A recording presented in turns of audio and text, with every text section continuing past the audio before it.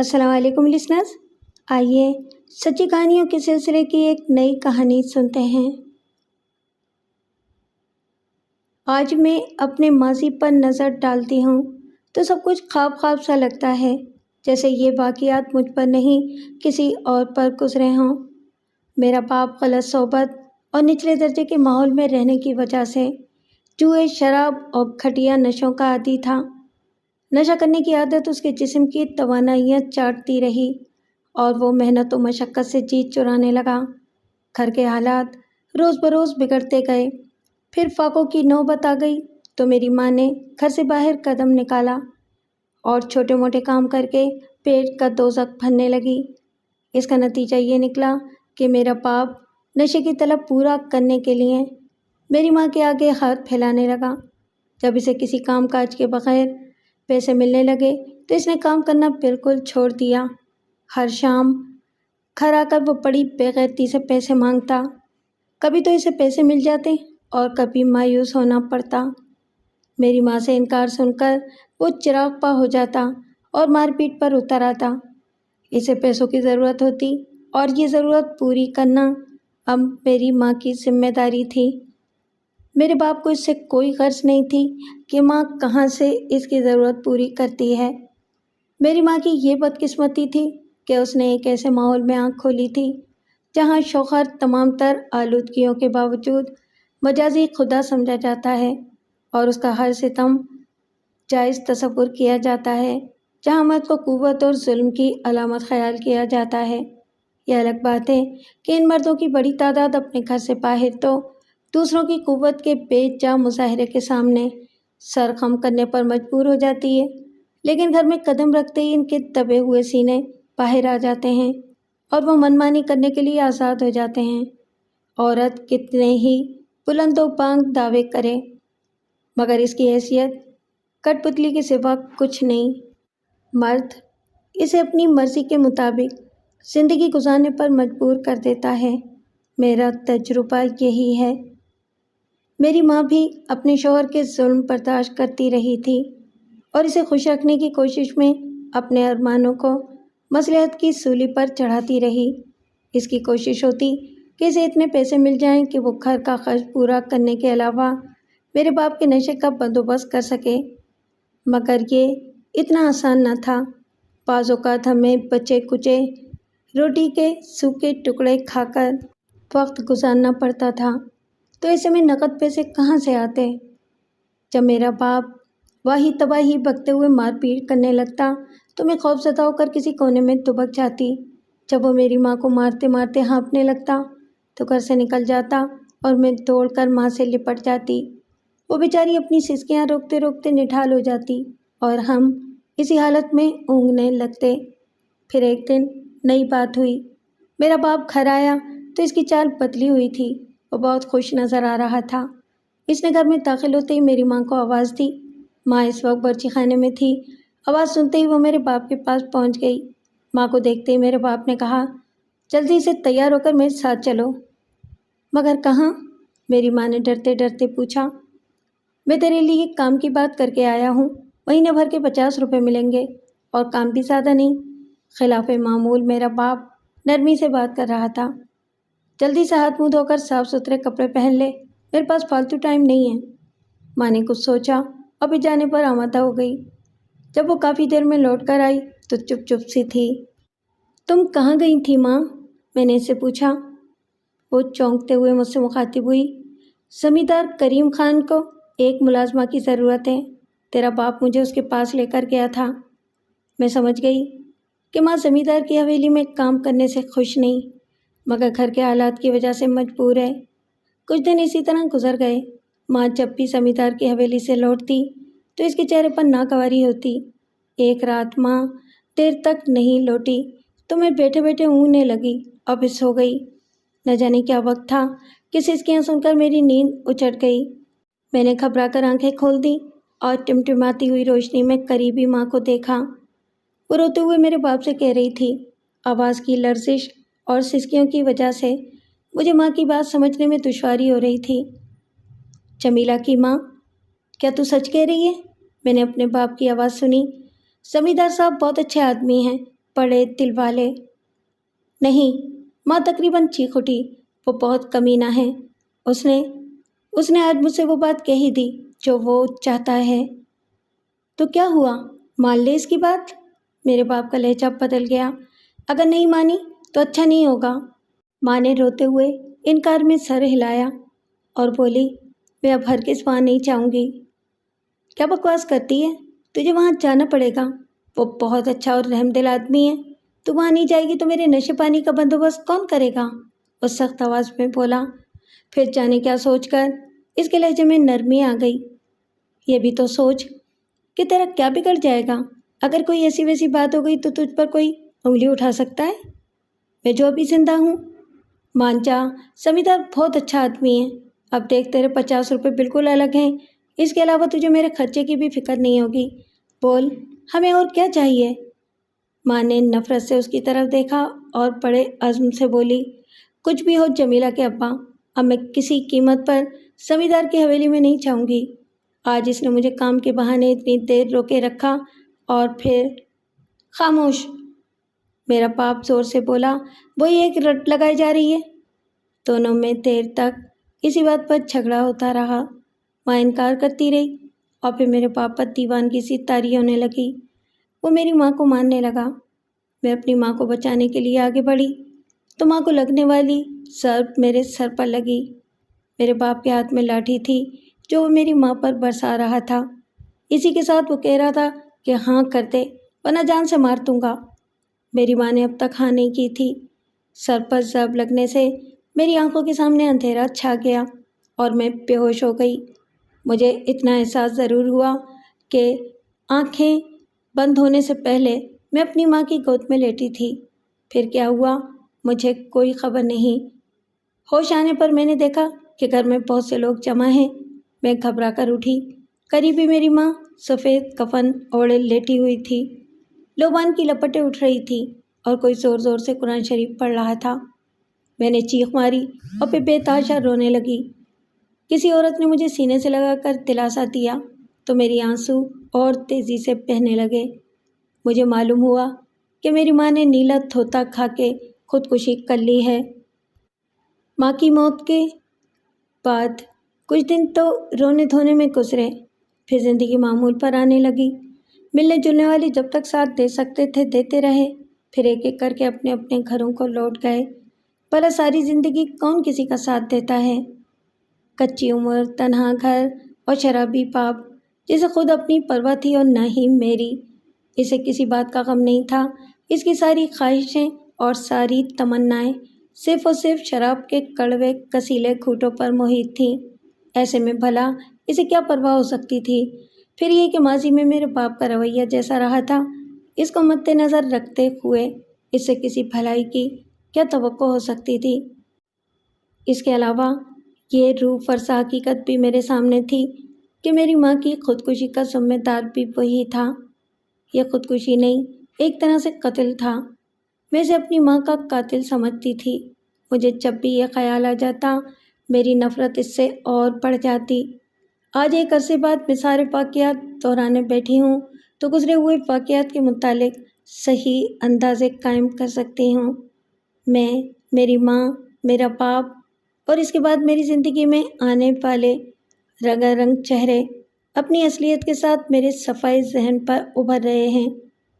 وفا اور پاکیزگی کے نام پر مرنے والی ماں، نشے اور لالچ کے ہاتھوں بکنے والا باپ، دولت کی آڑ میں منمانی کرنے والا زمیندار کریم خان، اور اسی کے ساتھ دوسرے لوگ جن کے بغیر میری داستان حیات مکمل نہیں ہو سکتی۔ یہ سارے کردار انسانی فطرت کے ہمہ رنگ پہلو ہیں۔ ان چہروں کی نقاب کشائی ممکن ہے بہت سے بھٹکنے والوں کی رہنمائی کر سکے اور پھر شاید وہ کرب کی ان منزلوں سے نہ گزریں جن سے مجھے گزرنا پڑا۔ ایک دن میرے باپ نے مجھے شفقت سے پکارا تو میں چونک اٹھی۔ میں اس کی مہربانی کا مطلب نہ سمجھ سکی اور حیرت سے اسے دیکھتی رہی۔ وہ کہنے لگا، ہماری بیٹی گھر میں اکیلے پڑے پڑے گھبرا جاتی ہوگی، اس لیے ہم آج اسے بڑی اچھی جگہ لے کر چلیں گے۔ مگر ابا کہاں؟ میں نے اسے معلوم کیا۔ تمہیں خود ہی پتہ چل جائے گا، تم چلو تو صحیح۔ ذرا جلدی سے تیار ہو جاؤ۔ میں مردہ سے اٹھی اور کپڑے بدلنے چل دی۔ میرا ذہن الجھا ہوا تھا کہ آخر وہ مجھے کہاں لے جا رہا ہے۔ جب میں پہلی بار اس وسیع اور اس عمارت میں داخل ہوئی تو میرے پاؤں جیسے خود بخود رکنے لگے۔ مجھے رکتے دیکھ کر ابا نے پچکارا اور کہا، گھبراؤ نہیں، اب تمہیں یہیں عیش و آرام کے ساتھ رہنا ہے۔ اس کے لہجے میں نرمی اور محبت تھی۔ میں سے پوچھنا چاہتی تھی کہ آخر اب مجھے وہاں کیوں رہنا ہے، مگر اتنی مہلت نہ مل سکی۔ اسی وقت اس نے میرا بازو پکڑا اور آگے بڑھانا شروع کر دیا۔ مجبوراً مجھے بھی قدم اٹھانے ہی پڑے۔ ذرا سی دیر میں ہم بڑے سے کمرے کے قریب پہنچ گئے۔ چند لمحے ٹھہر کر میرا باپ کمرے میں داخل ہوا۔ میں بھی اس کے ساتھ تھی۔ اب اس نے میرا بازو چھوڑ دیا تھا۔ کمرے میں کرسی پر بیٹھے ہوئے شخص کو دیکھ کر میرے ذہن میں نفرت کی دھیمی سی لہر ابھر کر سارے وجود پر چھا گئی۔ اس شخص کے چہرے پر ابھرنے والے تاثرات اور دیکھنے کا انداز ہی اتنا گرا ہوا تھا۔ آؤ رحیمو، آؤ، اس کی بھاری آواز کمرے میں گونجی۔ سرکار، یہی ہے جمیلہ، میں نے آپ سے اسی کا ذکر کیا تھا۔ میرا باپ اس شخص سے مخاطب ہوا۔ بہت خوب رحیمو، مگر اتنی بھی کیا جلدی تھی؟ اس نے گہری نظر سے میرا جائزہ لیتے ہوئے کہا۔ میں نے سوچا سرکار کو کام کاج کی تکلیف ہوگی، اس لیے آج ہی اسے لے کر آ گیا۔ میرا باپ دانت نکالتے ہوئے چاپلوسی کرنے لگا۔ پھر وہ میری طرف مڑ کر بولا، جمیلہ، یہ بڑے سرکار ہیں، تو ان کا ہر کہنا مانیو۔ ان کا سارا کام تیرے ذمہ ہوگا، سمجھی؟ انہیں کوئی تکلیف نہ ہو۔ مگر ابا، میں بوکھلا کر رہ گئی، تم نے پہلے… اس نے میری بات کاٹ دی۔ ارے پگلی، گھبرانے کی کوئی بات نہیں، اسے اپنا ہی گھر سمجھ۔ بڑے سرکار تجھے کوئی تکلیف نہیں ہونے دیں گے۔ مجھے دلاسا دے کر وہ بڑے سرکار سے مخاطب ہوا۔ اچھا حضور، اب مجھے اجازت دیں۔ اچھا ٹھیک ہے، اب تم جاؤ، اور ہاں، منشی سے اپنی امانت لیتے جانا۔ اس نے جانے کا اشارہ کیا تو میرا باپ تیزی کے ساتھ کمرے سے نکل گیا۔ میں حیران رہ گئی۔ ذرا دیر کے بعد کمرے میں موجود شخص نے ہنکارا بھرا، اے لڑکی، ادھر آ۔ اس کا لہجہ تہکمانا تھا۔ میں خوف زدہ سی اس کی طرف متوجہ ہو گئی اور بولی، جی۔ میری بوکھلاہٹ اب تک کم نہیں ہوئی تھی۔ گھبرا کیوں رہی ہے؟ اس کا لہجہ بدستور سخت تھا۔ ابھی تک میں اپنے اعصاب پر قابو نہیں پا سکی تھی۔ اس نے مجھے قریبی پڑی ہوئی کرسی پر بیٹھنے کا اشارہ کیا تو میں بلا سوچے سمجھے بیٹھ گئی۔ دیکھ، تجھے یہاں کھانے پینے اور پہننے اوڑھنے کی کھلی چھٹی ہوگی۔ خوب کھا پی، تو کچھ کمزور اور پتلی دبلی ہے، ابھی ہمارے قابل نہیں ہے۔ تجھ پر تھوڑی سی بوٹی چڑھ جائے تو پھر تجھے ہم اپنے قریب آنے کا موقع دیں گے۔ ویسے چہرے مہرے سے تو ہمیں اچھی لگی ہے۔ تجھ پر تھوڑی سی بوٹی چڑھ جائے تو پھر تجھے ہم اپنے قریب آنے کا موقع دیں گے۔ ویسے چہرے مہرے سے تو ہمیں اچھی لگی ہے۔ سن، اگر تو نے ہمیں خوش رکھا تو یہاں زیادہ کام دھندہ نہیں کرنا پڑے گا۔ ہم تجھ سے بس محبت کے بدلے محبت چاہتے ہیں، کچھ اور نہیں۔ وہ ایسے ہی بکواس کر کے میرے کانوں میں زہر انڈیلتا رہا اور میں دم بخود بیٹھی اس کی بکواس سنتی رہی، برداشت کرتی رہی۔ عمر میں وہ میرے باپ سے کچھ زیادہ ہی ہوگا۔ کافی دیر کے بعد اس نے ایک ملازم کو آواز دے کر بلایا اور اس کے کہنے پر ملازم نے مجھے ایک کمرے میں پہنچا دیا۔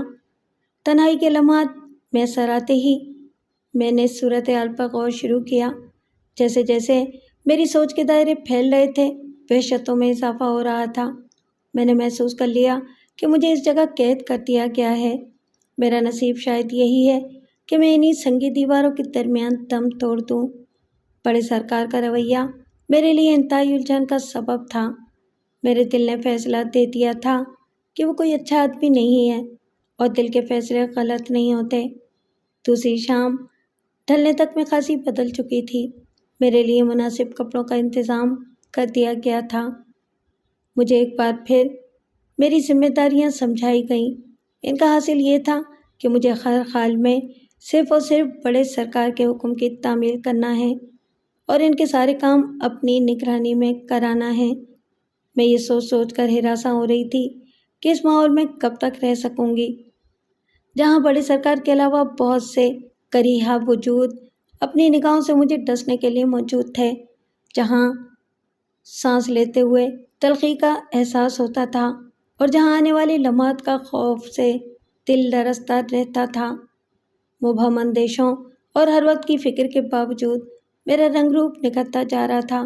رات کو مجھے دودھ پیے بغیر سونے نہ دیا جاتا، پھل وغیرہ بھی زبردستی کھلائے جاتے، ناشتے میں روزانہ کم از کم 1 انڈا کھانے کی پابندی تھی۔ اسی کے نتیجے میں میرا جسم گداز ہوتا جا رہا تھا۔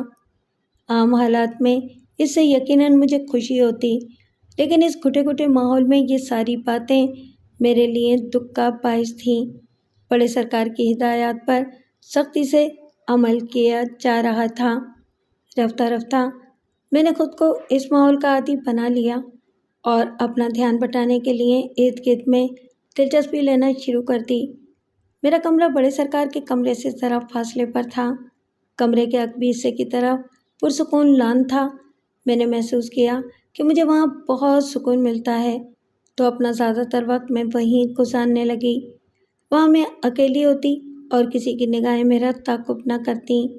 یہ ایک گرم شام کا ذکر ہے۔ میں بیکار تھی، اس لیے حبس اور گرمی سے بچنے کے لیے اس طرف نکل آئی اور حسب معمول اپنی سوچوں میں ڈوب گئی۔ اس طرح جانے کتنا وقت گزر گیا، پھر دل میں اتر جانے والی ایک آواز سنائی دی، خاتون، کیا آپ حرکت کرنا بھول گئی ہیں؟ وہ آواز قریبی سے آئی تھی، جسے سن کر میں چونک اٹھی۔ میں نے اس کی طرف نظر اٹھائی تو وہ خوش دلی سے مسکرانے لگا۔ معاف کیجیے گا خاتون، میں بہت دیر سے آپ کے قریب موجود ہوں۔ میں سوچ رہا تھا کہ آپ کی محبیت ختم ہو تو معلوم کروں آپ کی تعریف کیا ہے۔ ویسے بائی دا وے، میرا نام کلیم ہے اور میں بڑے سرکار کا بڑا بیٹا ہوں۔ میں آج ہی شہر سے یہاں آیا ہوں۔ لوگ مجھے چھوٹے سرکار کے نام سے جانتے ہیں اور آپ؟ میں بڑے سرکار کی خادمہ ہوں۔ یہ کہتے ہوئے میں نے اس کا جائزہ لیا اور اس کی مردانہ وجاہت نے مجھے متاثر کیا۔ مگر خاتون، آپ تو کسی بھی صورت خادمہ نہیں لگتی، کیوں مجھے بیوقوف بنا رہی ہیں؟ اس کے لہجے میں بے یقینی تھی۔ میں نے اپنے بارے میں غلط نہیں بتایا، یقین نہ ہو تو کسی سے بھی پوچھ لیجئے، میں بولی۔ حیرت ہے، اس نے کہا، یہ روپ رنگ اور یہ رکھ رکھاؤ، اس کے علاوہ لباس، کچھ بھی تو خادماؤں جیسا نہیں۔ اس کے لہجے میں بے باکی تھی۔ وہ بات کرتے ہوئے قریب آتا چلا گیا۔ اسی وقت کسی ملازم نے آ کر خبر دی کہ بڑے سرکار نے مجھے طلب کیا ہے۔ میں جانے لگی تو وہ عجیب سی نظروں سے مجھے دیکھنے لگا۔ اس روز کے بعد ہم جب بھی ملے ایک دوسرے میں کشش کی وجہ سے غیر محسوس طریقے سے قریب آنے لگے۔ وہ میرے دل میں جگہ بنانے لگا۔ پھر یوں ہوا کہ میں ہر شام اسے دیکھنے کے لیے بے چین رہنے لگی۔ کبھی کبھی میں سوچتی کہ اس کا اور میرا کیا جوڑ، میں ایک غریب و مجبور لڑکی اور وہ ایک بڑی جائیداد کا وارث۔ میرے پاس رنگ روپ کے سوا کیا رکھا تھا؟ مجھے اس کا بھی اندازہ ہو چلا تھا کہ اس رنگ روپ کا کیا حشر ہونے والا ہے۔ بڑے سرکار اب روز روز پہلے سے زیادہ مجھ پر مہربان نظر آنے لگے تھے۔ وہ مجھے دیکھ دیکھ کر خوش ہوتے اور پاس بٹھا کر کہتے کہ تو بوٹی پکڑتی جا رہی ہے۔ ان کا رویہ آنے والے خطرات کی نشاندہی کر رہا تھا۔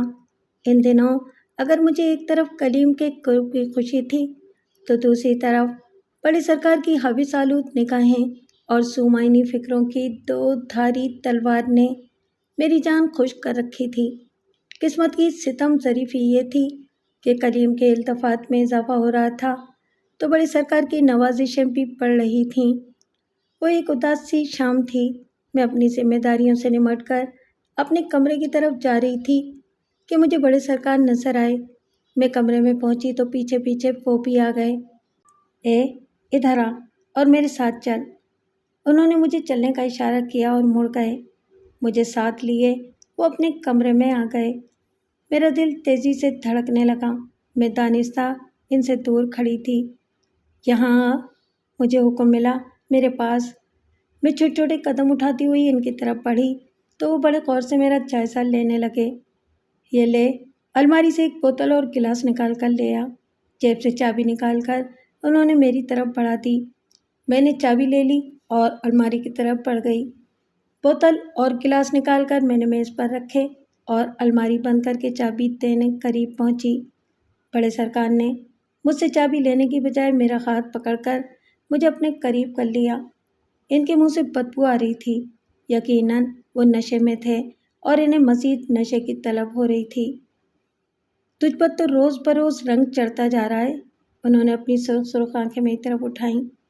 بدبو کے بھپکوں سے میرا سر چکرانے لگا۔ میں چندی لمحوں میں بے دم سی ہو گئی۔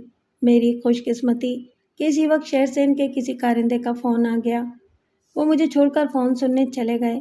اس طرح کم از کم اس وقت میری جان بخشی ہو گئی۔ وہ الماری کھول کر کوئی فائل دیکھنے لگے تھے۔ مجھے فرار کا موقع مل گیا۔ معلوم نہیں انہوں نے مجھے کیوں نہیں روکا۔ میں بھاگتی ہوئی ان کے کمرے سے نکلی اور دور تک ان کے کہے میرا پیچھا کرتے رہے۔ میں اپنے کمرے میں آنے کے بعد نڈھال سی ہو کر مسہری پر گر پڑی، آنسو بہانے لگی۔ بڑے سرکار نے اس وقت مجھے کیوں نہیں روکا تھا، اس کا سبب میری سمجھ میں آ گیا۔ بڑے سرکار کے دستے حوث سے اپنا دامن بچا کر جاتی بھی تو کہاں، اسی اطمینان نے انہیں فی الحال کوئی قدم اٹھانے سے روک دیا تھا۔ میں تو ایک ایسا پھل تھی جسے وہ جب چاہتے ہاتھ بڑھا کر شاخ سے توڑ لیتے، پھر جلدی کیا تھی؟ میں تو پوری طرح ان کے رحم و کرم پر تھی، ان کی دسترس میں تھی۔ قربانی کے لیے پالے جانے والے کسی جانور کی طرح مجھے کھلا پلا کر تیار کیا جا رہا تھا۔ یہ قربانی کرنے والے پر منحصر تھا کہ وہ کب اپنے احسانوں کا قرض مجھ سے وصول کرتا ہے۔ دوسروں کی بے بسی پر کہے لگانا بڑے سرکار کے مزاج کا حصہ تھا۔ دیر تک رونے کے بعد مجھے کچھ سکون ملا تو میرا ذہن سوچنے سمجھنے کے قابل ہوا۔ ایسے میں دروازے پر ہونے والی دستک مجھے واہمہ معلوم ہوئی۔ ایک ذرا ٹھہر کر پھر دستک ہوئی تو میں اٹھی۔ جلدی جلدی آنکھوں سے آنسو پہنچے، سامنے الماری کے ایک پٹ میں لگے ہوئے آئینے پر نظر ڈال کر اپنا جائزہ لیا اور دروازے کی طرف بڑھ گئی۔ دروازہ کھولتے ہی مجھے حیرت ہوئی، میرے سامنے کلیم کھڑا ہوا تھا۔ آج آپ کمرے میں کیوں قید ہیں؟ کلیم نے نرم لہجے میں پوچھا۔ جی بس یوں ہی، کوئی خاص بات نہیں تھی۔ ہاں کچھ تھکن سی محسوس ہو رہی تھی، مجھے یہی بہانہ سوچ سکا۔ مگر جمیلہ تمہاری تو آنکھیں بھی بوجھل بوجھل سی لگ رہی ہیں۔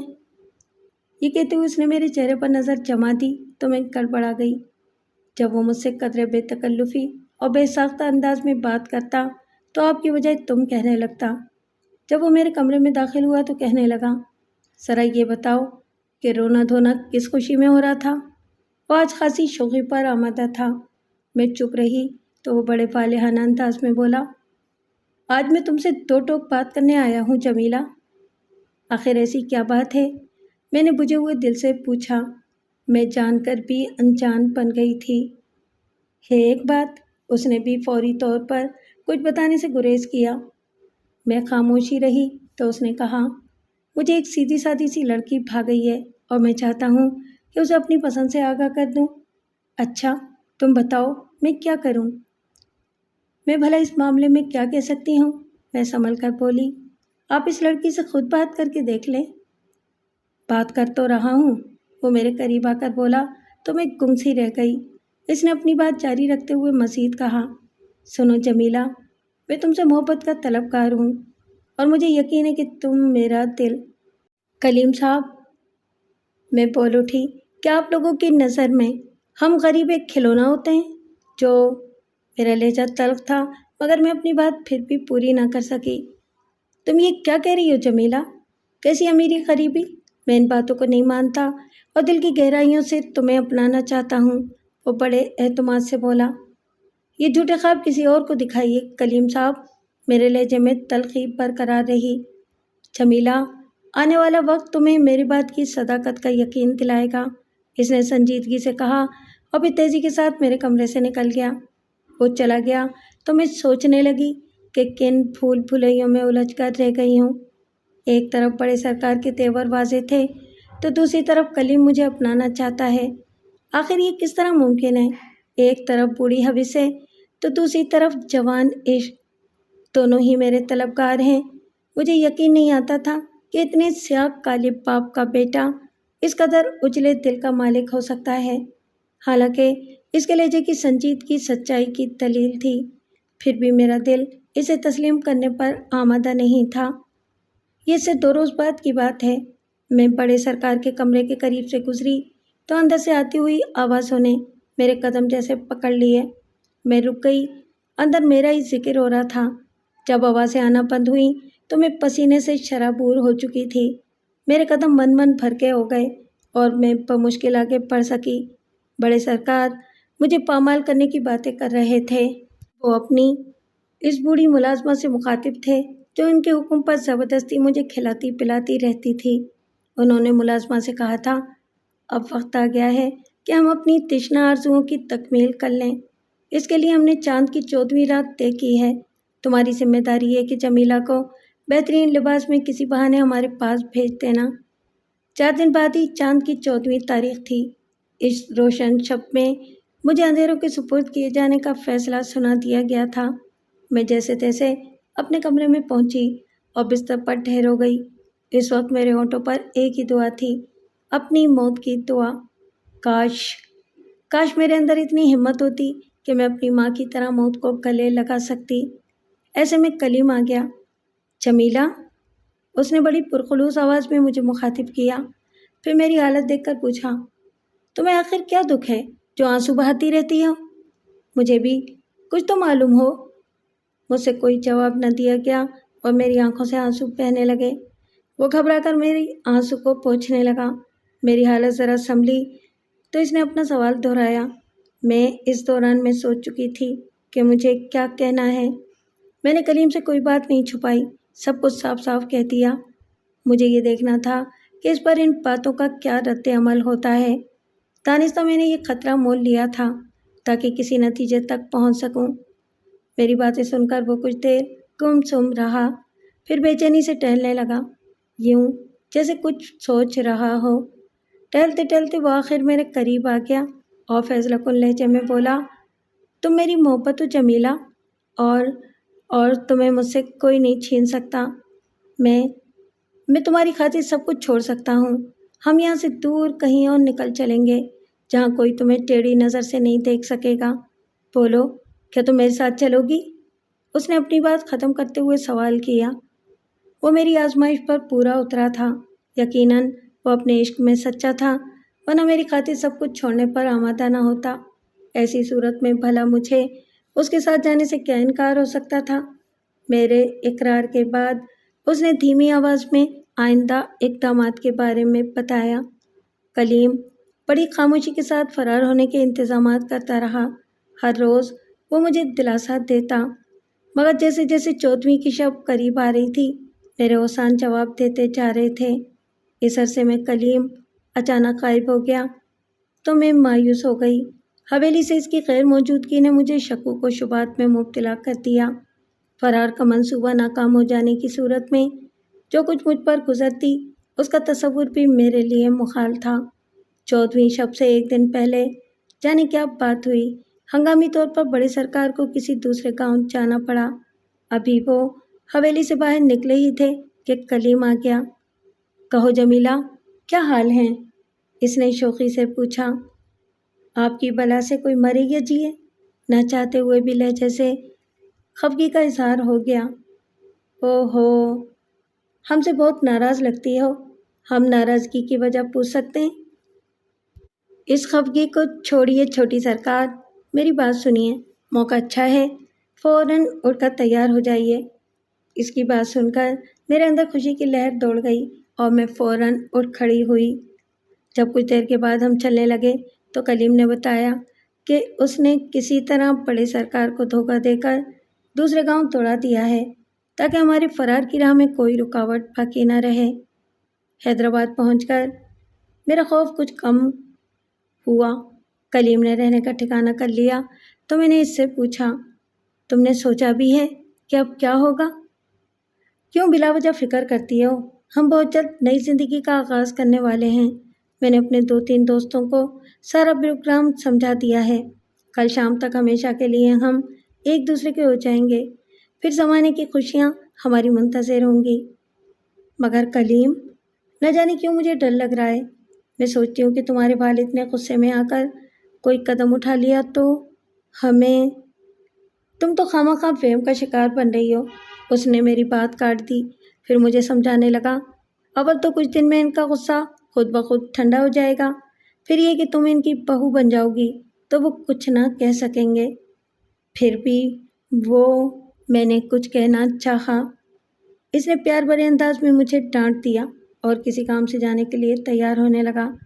کلیم کے جاتے ہی میں پھر انجانے تصورات اور خطرات کے تصور میں ڈوب گئی۔ وسوسے اور طرح طرح کے اندیشے مجھے بے چین کرنے لگے۔ سب کچھ جتنی آسانی سے ہو گیا تھا، اسے میرا ذہن قبول نہیں کر رہا تھا۔ حالات نے مجھے ایک عجیب موڑ پر لا کھڑا کیا تھا۔ کل تک جو شخص مجھے پامال کرنے کے در پہ تھا، آج اسی کا خون میری عزت کا محافظ بن گیا تھا۔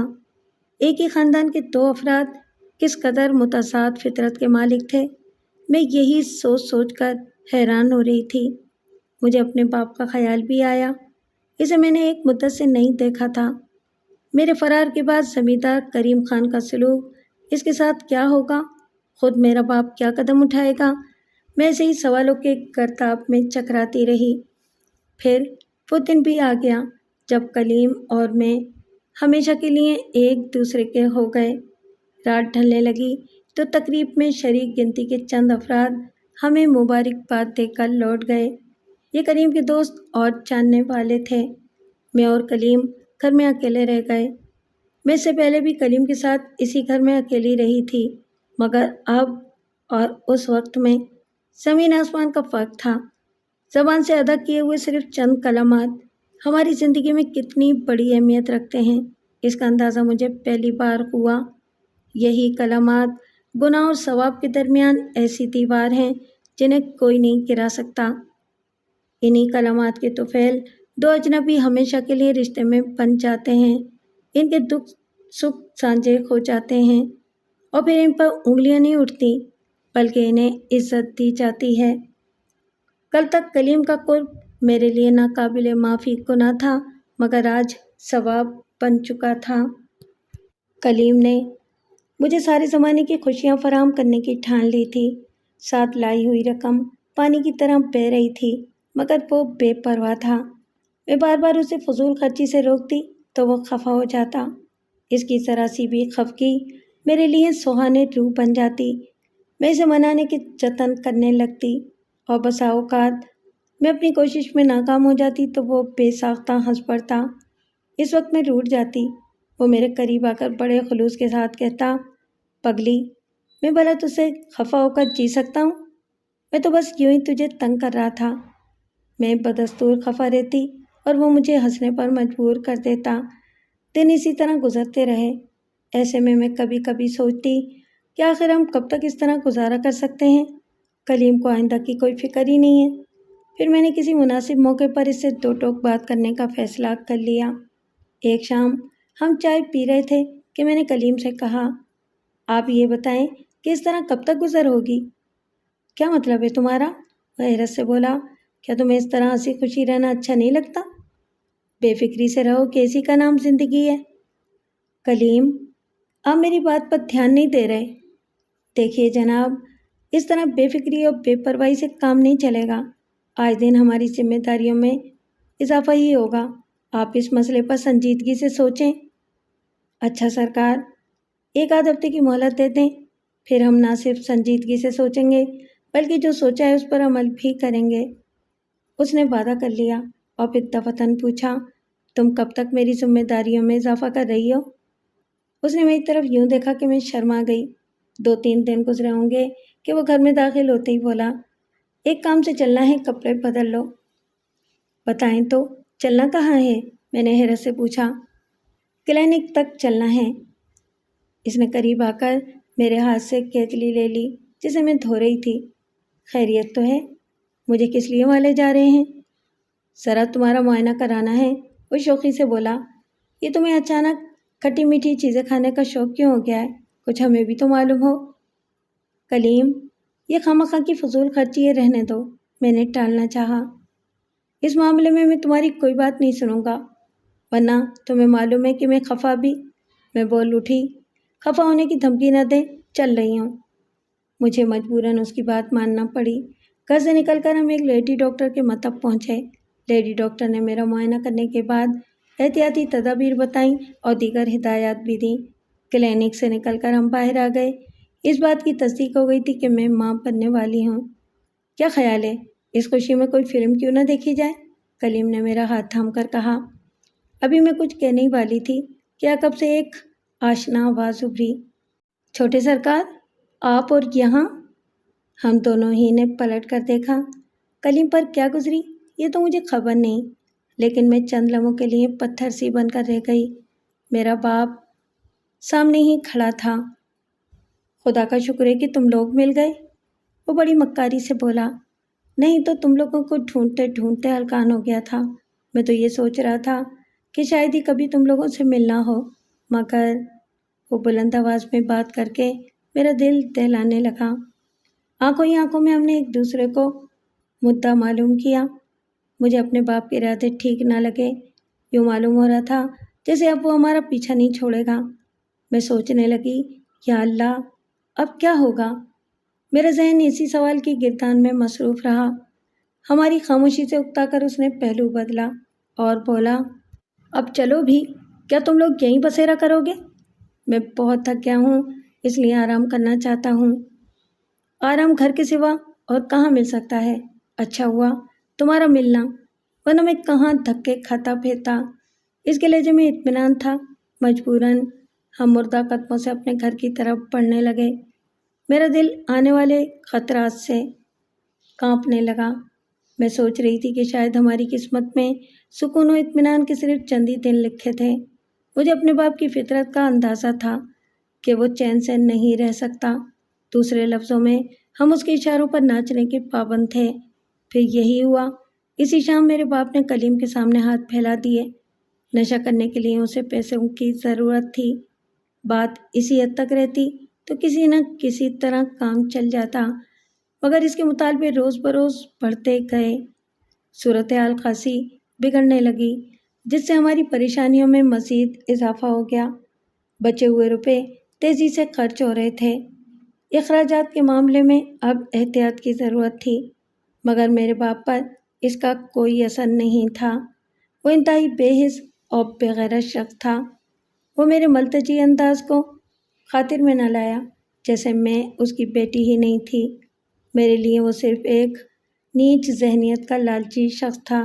اس کا مقصد صرف اور صرف پیسے کا حصول تھا، خواہ ذریعہ کوئی بھی ہو۔ ایک دن میں نے سوچا کہ آخر کب تک اس طرح کام چلے گا؟ مجھے اس سے فیصلہ کن بات کرنی چاہیے۔ ممکن ہے اس مسئلے کا کوئی خوشگوار حل نکل آئے۔ مناسب موقع دیکھ کر اسے میں نے گھیری لیا اور بات شروع کی۔ ابا، ایک بات کہوں، برا تو نہیں مانو گے؟ تو کیا کہنا چاہتی ہے؟ صاف صاف کہہ، وہ نرم لہجے میں بولا۔ کیا تم یہ چاہتے ہو کہ تمہاری بیٹی سکون سے نہ رہے؟ نہیں، میں بھلا ایسا کیوں چاہوں گا؟ میں نے کب کوئی ایسی بات کہی کہ؟ مگر تم جو کر رہے ہو اس سے نتیجہ یہی نکل رہا ہے۔ خدا میری ماں کو جنت نصیب کرے کہ اس نے مجھے پڑھوا دیا۔ میں کوئی جاہل نہیں، پڑھی لکھی ہوں، اپنا اچھا برا بھی میں اچھی طرح سمجھ سکتی ہوں۔ میں دیکھ رہی ہوں کہ تم میری زندگی میں زہر گھول رہے ہو۔ میں نے صاف صاف کہہ دیا، تم میرے باپ ہو اور میں تمہیں بچپن سے دیکھتی آ رہی ہوں۔ میں تمہاری رگ رگ سے واقف ہوں، تم مجھے دھوکہ نہیں دے سکتے۔ دیکھ جمیلہ، ہر انسان کی طرح میری بھی خواہشیں ہیں، اس میں دھوکہ دینے کی تو کوئی بات ہی نہیں۔ وہ عیاری سے کہنے لگا، میری آرزوئیں پیسے کے بغیر پوری نہیں ہو سکتی، اور تو یہ خوب جانتی ہے کہ میں اب کام کاج کے قابل نہیں ہوں۔ قدرت نے مجھے ایک موقع دیا ہے تو میں اسے فائدہ اٹھا رہا ہوں۔ بیٹی ہونے کے ناطے تو تجھے میرا ساتھ دینا چاہیے۔ تجھے اس پر کیا اعتراض ہے؟ مجھے یہ اعتراض ہے ابا کہ تمہاری یہ حرکت کلیم کو میری طرف سے بدظن کر سکتی ہے۔ میرا گھر کیوں اجاڑ رہے ہو؟ کلیم کے بعد میں کس کے سہارے جیوں گی؟ زیادہ پاگل پن کی باتیں نہ کر، ابا نے درستی سے مجھے چھڑک دیا۔ تو مجھے اپنی ناکامی کا یقین ہو گیا۔ میں بے اختیار رونے لگی۔ وہ چپ چاپ مجھے دیکھتا رہا۔ پھر کافی دیر بعد اس نے زبان کھولی، جمیلہ، تیری خاطر میں ایک کام کر سکتا ہوں۔ وہ کیا ابا؟ میں نے آنسو پہنچتے ہوئے پر امید لہجے میں کہا۔ وہ رخ بدلتے ہوئے بولا، تو مجھے کلیم سے 5,000 روپے اکٹھے دلا دے، پھر میں یہاں سے چلا جاؤں گا۔ اس نے سنگ دلی سے فیصلہ سنا دیا۔ لیکن ابا، 5,000 روپے آئیں گے کہاں سے؟ میں نے سوال کیا۔ دیکھ ری، مجھے بیوقوف بنانے کی ضرورت نہیں۔ کلیم کے پاس بہت سا مال ہے، اگر نہیں بھی ہے تو مجھے کچھ نہیں معلوم کہ وہ کہاں سے روپے لا کر دے گا۔ آج شام تک اگر مجھے روپے مل جائیں تو میں رات ہی کو یہاں سے چلا جاؤں گا۔ یہ کہہ کر وہ باہر نکل گیا۔ اس وقت کلیم گھر میں داخل ہوئے۔ میں نے گھبرا کر اس کی طرف دیکھا تو وہ بولا، میں نے سب کچھ سن لیا ہے۔ میرا خیال ہے کہ اس کا یہ مطالبہ ہمیں ماننا ہی پڑے گا۔ اس کے سوا اور کوئی راستہ نہیں آتا سمجھ میں۔ وہ ٹہلتے ہوئے کچھ سوچنے لگا۔ میں نے اس سے لجاجت کے ساتھ کہا، کلیم، تم سے میں بہت شرمندہ ہوں کہ… ایسی باتیں نہ کرو چندا، اس نے میری بات کاٹ دی۔ اس میں تمہاری شرمندہ ہونے کی کیا بات ہے؟ شام ڈھلے تک ہم نے فیصلہ کر لیا کہ اسے کم سے کم رقم لینے پر آمادہ کریں گے اور فی الحال اس سے پیچھا چھڑا لیں گے۔ پھر ایسا ہی ہوا۔ وہ 3,000 لینے پر مان گیا۔ گزرتے ہوئے دنوں کے ساتھ میری طبیعت بوجھل ہوتی گئی۔ نت نئی تبدیلیاں نا تجربے کاری کی وجہ سے عجیب ستم ڈھا رہی تھیں۔ دوسری طرف حالات بھی ناسازگار نظر آ رہے تھے۔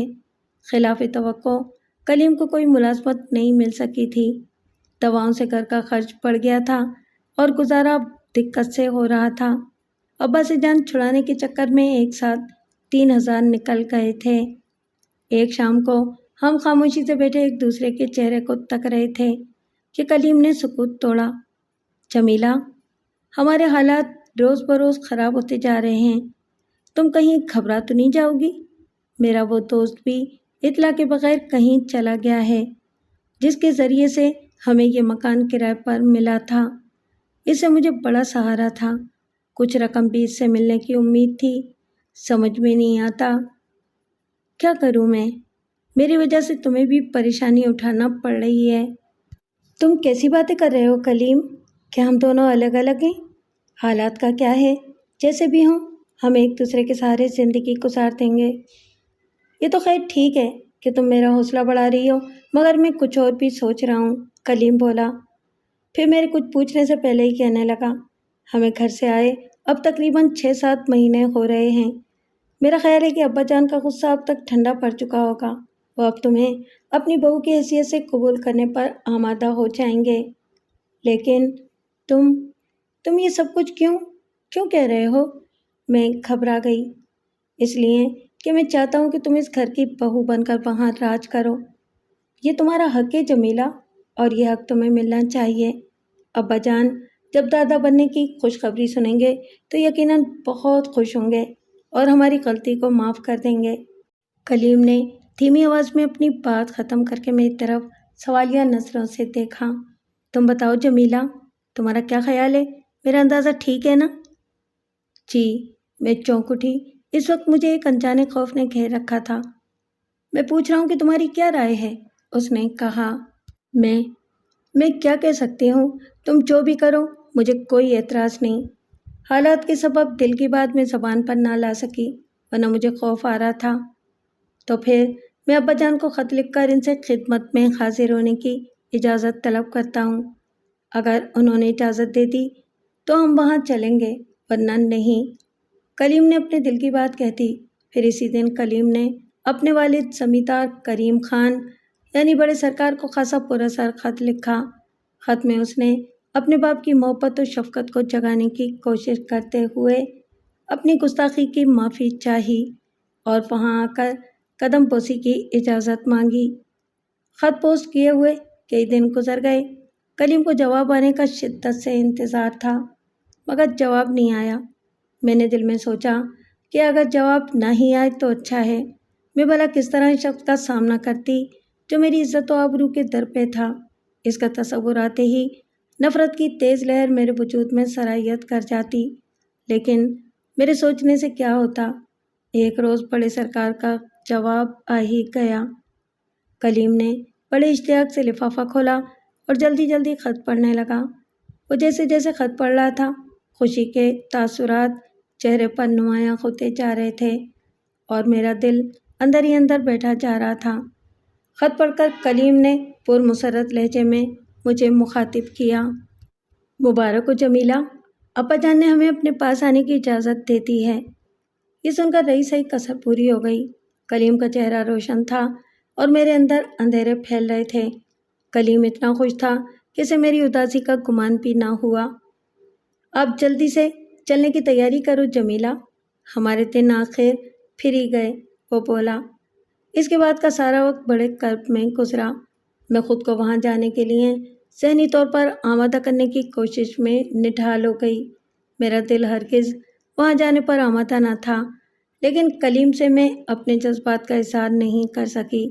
میں پھر اسی جگہ جانے پر مجبور ہو گئی جہاں کی زہریلی یادیں میری روح پر ایک بوجھ تھیں۔ میں ان یادوں کو اپنے ذہن سے کھرچ دینا چاہتی تھی، مگر عذابوں کا سفر اب بھی جاری تھا۔ ہم حویلی میں داخل ہوئے تو سب سے پہلے ادھیڑ عمر ملازمہ شریفن کا سامنا ہوا۔ کلیم کو دیکھتے ہی وہ حیرت سے چیخ اٹھی، چھوٹے سرکار آپ؟ ہاں بھائی میں، کلیم مسکراتے ہوئے بولا، پھر پوچھا، ابا جان کہاں ہیں؟ بڑے سرکار تو اپنے کمرے میں ہوں گے، اس کی آواز میں اب بھی حیرت تھی۔ تم انہیں خبر کر دو کہ کلیم آیا ہے، کلیم نے کہا۔ ملازمہ آگے بڑھی تو جانے کیا سوچ کر کلیم بھی اس کے پیچھے چل دیا۔ کمرے کے قریب پہنچ کر وہ بلاوے کا انتظار کرتا رہا۔ ملازمہ نے باہر سے آ کر اس نے باریابی دیا تو مجھے باہر ہی رکنے کا اشارہ کر کے وہ کمرے میں چلا گیا۔ گستاخ، نافرمان، ناہنجار لڑکے، آخر تجھے تیری موت یہاں تک کھینچ ہی لائی، بڑے سرکار کی زہر بھری آواز سنائی تھی۔ ابا جان، جواب میں کلیم کی حیرت بھری آواز ابھری۔ دور رہ منحوس اولاد، بڑے سرکار کی تیز آواز سن کر میرا کلیجہ ہل گیا۔ میں نے آگے بڑھ کر اندر جھانکا۔ کلیم اپنے باپ کے سامنے سر جھکائے ہوئے کھڑا تھا۔ بڑے سرکار کے ہاتھ میں 2 نالی بندوق تھی جس کی لبلبی پر ان کی انگلی تھی۔ بے خبر کلیم سر جھکائے کھڑا رہا۔ اسے شاید یہ توقع نہیں تھی کہ ایک باپ اپنی جوان اولاد کو خون میں نہلا دے گا۔ یہی اس کی غلطی تھی۔ بڑے سرکار نے بندوق کی لبلبی دبا دی۔ زبردست دھماکہ ہوا۔ اسی کے ساتھ کلیم کی آخری چیخ گونجی۔ جان بچانے کے لیے میں حواس باختہ ہو کر ایک طرف بھاگی۔ دوڑتے ہوئے میں چیخ رہی تھی، اپنے ارد گرد کا مجھے کچھ ہوش نہیں تھا۔ ذرا دور بھاگ کر ہی میرا سانس بری طرح پھول گیا۔ آس پاس کی چیزیں مجھے دھندلی سی نظر آنے لگیں اور حواس میرا ساتھ چھوڑنے لگے۔ ہوش کھو دینے سے پہلے وحشی انداز میں کسی کے دبوچنے کا مجھے احساس ضرور ہوا اور پھر کچھ خبر نہ رہی۔ مجھے ہوش آیا تو قریب ہی کچھ لوگ کرخت آوازوں میں گفتگو کر رہے تھے۔ میں نے انہیں نیم باں آنکھوں سے دیکھا۔ ارے یہ وہی لڑکی ہے جو بڑے سرکار سے بچ کر بھاگ نکلی تھی، ایک آواز سنائی دی۔ مگر یہ ادھر کیوں آئی تھی؟ ایک دوسرا بولا۔ ہمیں کیا پڑی ہے یہ سوچنے کی؟ لیکن بڑے سرکار کو معلوم ہو گیا تو بات بگڑ جائے گی۔ کسی نے اپنے اندیشے کا اظہار کیا۔ معلوم کیسے ہوگا؟ اسے ہم یہاں چھوڑیں گے کب؟ یہ تو خود جان بچانے کو بھاگ رہی تھی، بچاؤ بچاؤ چیختی ہوئی۔ حویلی میں مرنے کو کیسے آئے گی؟ یہ کہتے ہوئے وہ شخص میری طرف بڑھنے لگا۔ اس کے چہرے پر درندگی تھی۔ میں نے گھبرا کر آنکھیں کھول دیں۔ میں ان کے ارادے کو سمجھ گئی تھی۔ میری طرف بڑھنے والے نے اپنے ساتھیوں کو خوشخبری سنائی۔ لو بھائی، یہ اور اچھا ہوا کہ اسے ہوش آ گیا۔ میں اٹھنے لگی تو اس نے مجھے اٹھنے نہیں دیا۔ اپنی مدافعت میں اسے میں نے پوری قوت سے دوسری طرف دھکیل دیا اور آخری بار بھاگنا چاہا۔ وہ غرا کر آگے بڑھا اور اچھل کر مجھ پر جھپٹتا ہوا بولا، تیری یہ ہمت؟ پھر اس نے مجھے سنبھلنے کا موقع نہیں دیا۔ یکے بعد دیگرے وحشی درندے آگے بڑھتے رہے اور میں درد و کرب کے عالم میں چیختی رہی۔ میرا سارا وجود شدید درد کی لہروں میں ڈوب گیا اور میں اندھیروں میں کھو گئی۔ ہوش آیا تو میں ایک ویران جنگل میں پڑی تھی۔ ارد گرد کا جائزہ لے کر مجھے معلوم ہوا کہ میں اپنے ہی گاؤں کے اندر موجود ہوں۔ رات کا سیاہ دامن پھیل رہا تھا، ہوا بھیگی بھیگی سی چل رہی تھی۔ میں نے سوچا، اب کیا کروں؟ کہاں جاؤں؟ مجھے اپنے چچا کا خیال آیا۔ سارے گاؤں میں ایک وہی جگہ تھی جہاں میں پناہ لے سکتی تھی۔ میں نے وہیں جانے کا فیصلہ کیا۔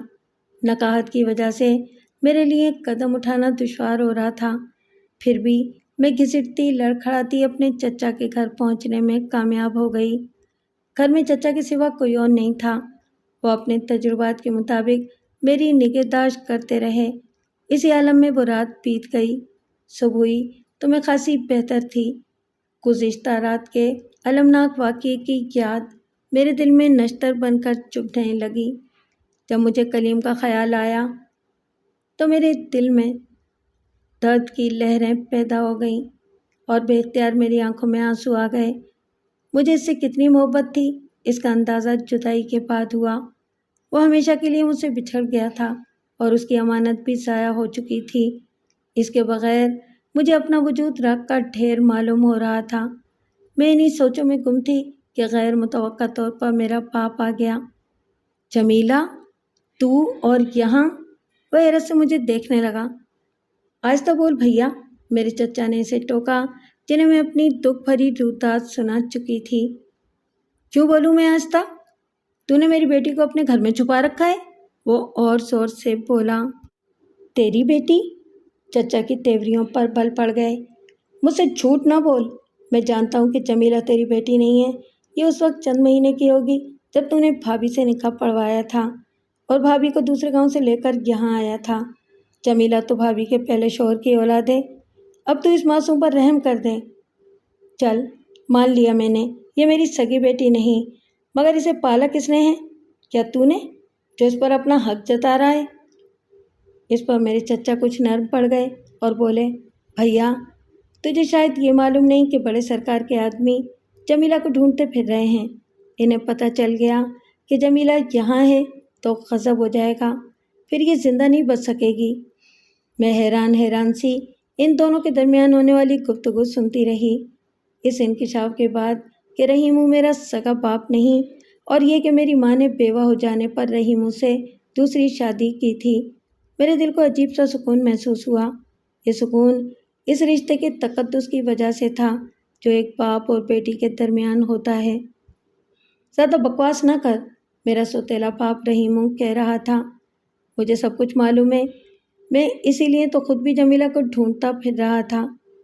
مجھے شک تھا کہ یہ تیرے گھر میں آ کر چھپ گئی ہوگی۔ سن، کلیم کی لاش آج شام تک چپ کے دفنانے کے انتظامات ہو رہے ہیں۔ میں اس موقع سے فائدہ اٹھا کر جمیلہ کو یہاں سے نکال لے جاؤں گا۔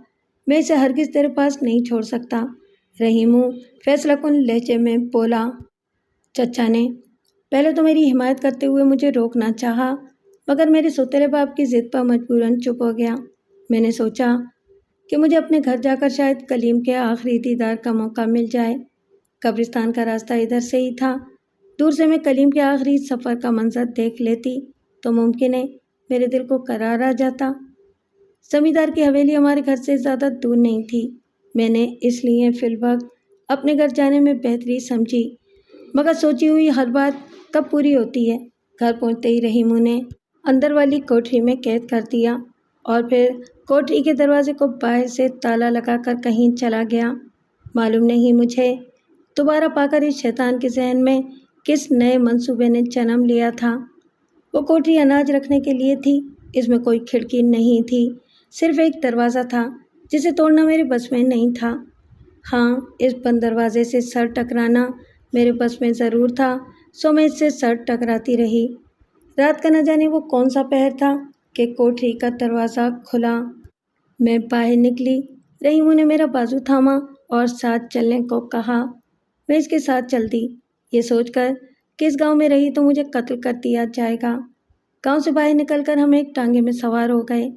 خاصا سفر طے کر کے ٹانگا رکا تو ہم اتر گئے۔ میں اپنے ظالم سوتیلے باپ رحیمو کے ساتھ چلتی رہی۔ خدا جانے وہ مجھے اپنے ساتھ کہاں لے جا رہا تھا۔ کچھ دور چلنے کے بعد ہم ایک گھر میں داخل ہوئے۔ رحیمو نے مجھے ایک کمرے میں دھکیلا اور خود آگے بڑھ گیا۔ پھر کمرے کا دروازہ بند ہو گیا اور میں فرش پر لڑک گئی۔ اگلی صبح میں غنودگی کے عالم میں تھی کہ کمرے میں کچھ عورتیں داخل ہوئیں اور مجھ سے اٹھنے کو کہا۔ میں اٹھی تو ان میں سے ایک نے کچھ کپڑے میری طرف بڑھائے اور تیار ہونے کا حکم سنایا۔ میرا ذہن اس وقت خوابیدہ سا تھا۔ میں مشینی انداز میں ان عورتوں کے ہر حکم کی تعمیل کرتی رہی۔ پھر کچھ مرد کمرے میں آ گئے، ان میں رحیمو بھی تھا۔ اس وقت مجھے علم ہوا کہ کسی سے میرا نکاح ہو رہا ہے۔ میں سمجھ گئی کہ میرے ستیلے باپ نے ایک بار پھر میری زندہ لاش کسی کے ہاتھوں بیچ دی ہے۔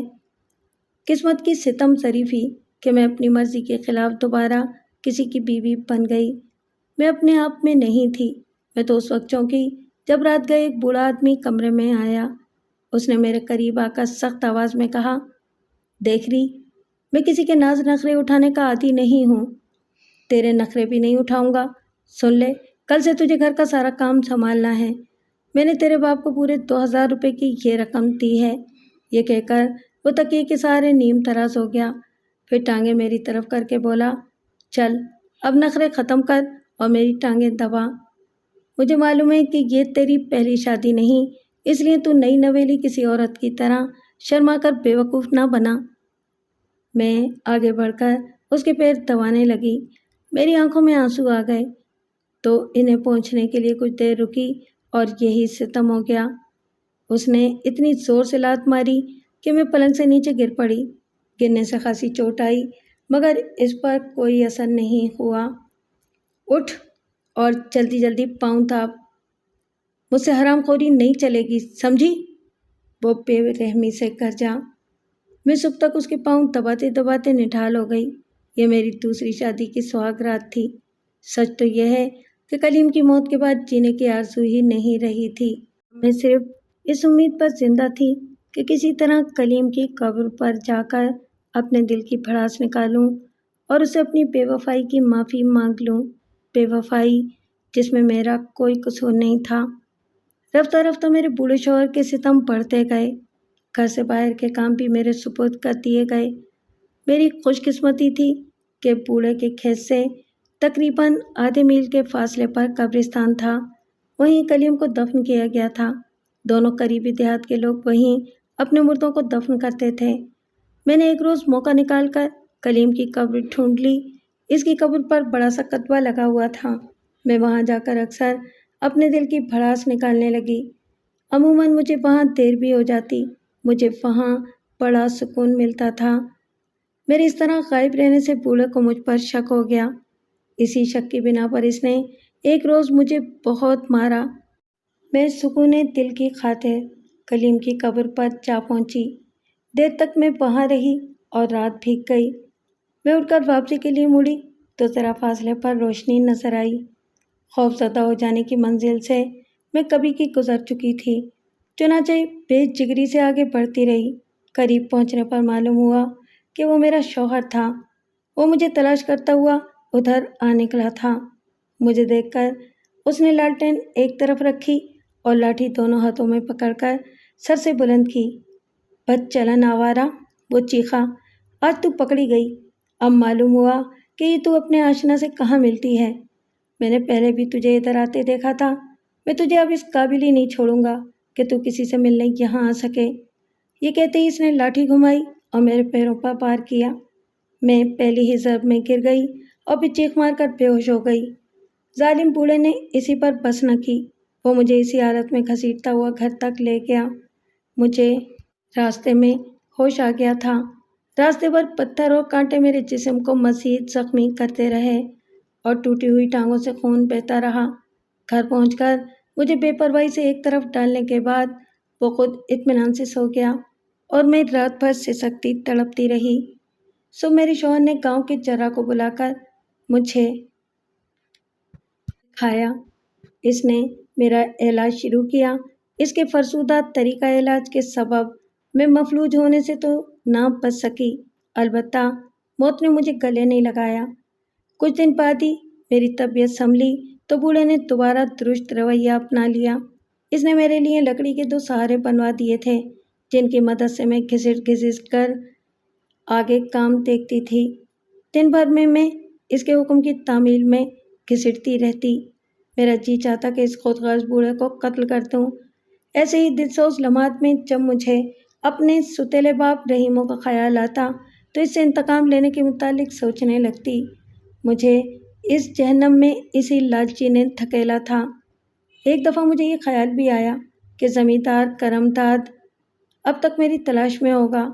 اگر میں اس کے پاس چلی جاؤں اور اسے رحیموں کی فریب دہی سے آگاہ کر دوں تو یقیناً رحیموں کو بھی زندہ نہیں چھوڑے گا۔ یہ سوچ کر میں نے ایک رات فرار ہونے کا فیصلہ کر لیا۔ اب مجھے یہ پرواہ نہیں تھی کہ زمیندار میرا کیا حشر کرے گا۔ بوڑھا سو چکا تھا۔ میں دھیرے دھیرے گھسٹتی ہوئی گھر سے باہر نکل آئی۔ راستے میرے جانے پہچانے تھے۔ میں ہانپتی کانپتی ہوئی آگے بڑھتی رہی۔ اندھیری رات کے سناٹے میں میرا وجود اپنی تمام ممکنہ تیزی سے آگے بڑھ رہا تھا۔ مختلف موڑ طے کرنے کے بعد سامنے ہی قبرستان کی حدود نظر آنے لگیں۔ اسی قبرستان کی دوسری طرف میرا گاؤں تھا۔ میں قبرستان سے گزر کر تھوڑے فاصلے کے بعد اپنے گاؤں میں پہنچ جاتی۔ قبرستان میں داخل ہوئی تو مجھے کلیم یاد آ گیا۔ کلیم جو کبھی میرا اپنا تھا۔ اسی کی وجہ سے میں اپنے بوڑھے شوہر کے شکوک و شبہات کا شکار ہوئی تھی۔ میں نے سوچا کلیم سے بات کی ایک مدت گزر چکی ہے، کیوں نہ اس سے بھی مل لوں۔ کیا خبر یہ زندگی کی آخری رات ہو۔ عین ممکن تھا کہ زمیندار کریم خان مجھے بھی گولی مار دیتا، مگر اب مجھے مزید جینے کی ہوس نہیں تھی۔ میں تو زمیندار کو اپنے سوتیلے باپ کے بارے میں سب کچھ بتا کر اس سے انتقام لینے کے درپے تھی۔ میں اپنے دل کی منتشر دھڑکنیں سمیٹتی ہوئی کلیم کی قبر تک پہنچ گئی اور اس کی قبر کے کتبے سے سر ٹکا دیا۔ سیاہ رات میں ہوا کے تیز جھونکے کراتی ہوئی روحوں کی سسکیاں معلوم ہو رہے تھے۔ میں خود کو قبرستانی کا ایک حصہ محسوس کر رہی تھی، یوں جیسے میں بھی زندہ نہیں۔ میں ذرا سی آگے بڑھی تو میری آنکھوں سے بہتے ہوئے آنسو کلیم کی قبر پر گرنے لگے۔ اچانک کسی نے میرے شانے پر ہاتھ رکھا۔ اس کے ساتھ مجھے روشنی کا احساس ہوا۔ میں نے پلٹ کر دیکھا۔ میرے سامنے بڑے سرکار کھڑے تھے۔ لالٹین ان کے قریب رکھی ہوئی تھی۔ میں اپنے آپ میں اتنی کھوئی ہوئی تھی کہ مجھے ان کی آمد کا پتہ ہی نہیں چلا۔ جمیلہ، جمیلہ بیٹی، جمیلہ بیٹی تم؟ مجھے بڑے سرکار کی آواز سنائی دی اور اپنی سماعت پر یقین نہ آیا کہ یہ بڑے سرکار کی آواز تھی۔ وہ کہہ رہے تھے تم اب تک کہاں تھیں اور تم نے اپنی یہ کیا حالت بنا رکھی ہے؟ میں خاموشی رہی تو انہوں نے مجھے جھنجھوڑ دیا۔ خدا کے لیے کچھ تو بولو جمیلہ بیٹی، بتاؤ تو صحیح کہ تم پر کیا بیت گئی جو اتنی اجڑی اجڑی نظر آ رہی ہو۔ آپ ہی نے تو میرا سہاگ اجاڑا تھا، پھر اب کیا پوچھ رہے ہیں مجھ سے؟ میں بول اٹھی۔ جمیلہ، دکھوں کے اس موسم کی یاد نہ دلاؤ، جو گزر چکا ہے بھلا دو اسے۔ میں اپنے سارے گناہوں کا کفارہ ادا کرنے پر تیار ہوں۔ جب مجھے اپنے گناہوں کا احساس ہوا تو اپنے وجود سے نفرت ہو گئی۔ اب تک میں صرف تم سے ملنے کی آس پر زندہ تھا۔ جمیلہ، بڑے سرکار کے آنسو میرا دامن بھگونے لگے۔ جب صبح کی پہلی کرن نمودار ہوئی تو بڑے سرکار کی گریہ ازاری نے میرے دل میں رحم کا گوشہ پیدا کر دیا۔ میں اسی لیے قبرستان سے ان کے ساتھ حویلی میں چلی آئی۔ ان سے مجھے معلوم ہوا کہ وہ راتوں کو اٹھ کر کچھ دن سے قبرستان آنے لگے تھے۔ عموماً رات کو انہیں نیند نہیں آتی تھی۔ قبرستان آ کر ان کے دل کو قرار آ جاتا تھا۔ میرے ذریعے جب بڑے سرکار کو رحیموں کی چال بازیوں اور اپنے چہیتے ملازموں کی ذلیل حرکت کا علم ہوا تو انتہائی دکھ سے کہنے لگے، کاش مجھے اس کا ذرا سا بھی اندازہ ہوتا تو میں ان کی آواز بھرا گئی۔ اور پھر جب انہیں یہ معلوم ہوا کہ اسی روز خاندان کی نشانی بھی ضائع ہو گئی تو وہ تیش کے عالم میں اٹھے اور باہر نکل گئے۔ شام تک وہ نہ جانے کہاں کہاں مارے پھرتے رہے، مگر میرے پاس آئے تو خاصے مطمئن نظر آ رہے تھے۔ جمیلہ، میں نے تمہارے اوپر ہونے والے ظلم کا پورا بدلہ لینے کا انتظام کر لیا ہے، انہوں نے مجھے دلاسا دیتے ہوئے کہا۔ میں نے مولانا صاحب سے بھی مل کر مسئلہ معلوم کیا تھا۔ مولانا صاحب نے بتایا ہے کہ دوسری بار شرعی طور پر تمہارا نکاح جائز نہیں تھا۔ اس کی وجہ یہ ہے کہ تم عدت میں تھیں۔ تمہیں اس متوت بوڑھے کی طرف سے بھی فکر مند ہونے کی ضرورت نہیں ہے۔ اس نے ناحق تم پر ظلم کیا اور تمہاری ٹانگیں توڑ دیں۔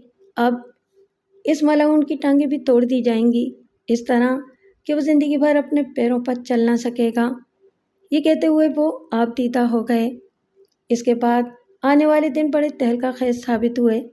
میری آنکھوں کے سامنے ناجائز بوڑھے شوہر کی دونوں ٹانگیں کئی جگہ سے توڑ دی گئیں، پھر اسے اسی حالت میں گاؤں سے باہر پھینکوا دیا گیا۔